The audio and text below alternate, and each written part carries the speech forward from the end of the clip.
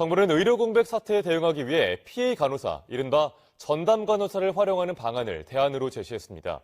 실제 의료 업무를 하면서도 의료법상 보호를 받지 못하던 간호사들의 역할을 인정하고 또 활용하겠다는 건데, 이참에 전담 간호사를 제도화해야 한다는 목소리가 나옵니다. 보도에 윤성훈 기자입니다.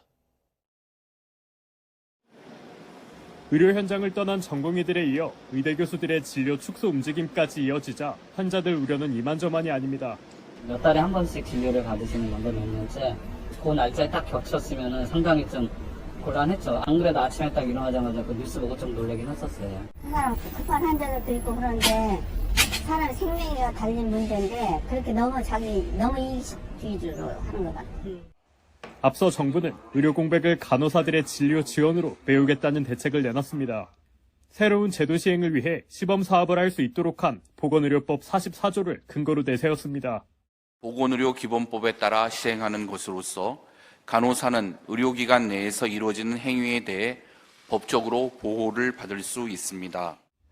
하지만 간혹의 우려는 여전합니다. 간호사들의 진료 보조만 가능하도록 명시한 의료법과 상충할 소지가 있기 때문입니다. 실제 정부가 이번에 내놓은 지침엔 근골격계 체외 충격파 치료를 전문 전담 간호사가 할 수 있도록 명시하고 있습니다. 하지만 앞서 사법부는 해당 치료를 한 간호사에게 의료인만 할 수 있는 의료행위를 했다며 유죄를 선고했습니다. 같은 행위를 놓고도 정부와 사법부의 판단이 엇갈리는 셈입니다.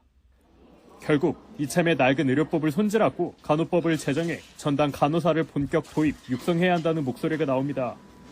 사실상 간호사들이 의사들을 대신해 진료 지원 역할을 해왔던 만큼 법으로 명시해 보호해야 한다는 겁니다. 당장 직면한 의료 공백 사태뿐 아니라 늘어나는 의료 수요 대응에도 도움이 될 수 있습니다. 실제 미국과 영국, 일본은 의사 인력 부족 문제를 해결하기 위해 전담 간호사를 활용하고 있습니다.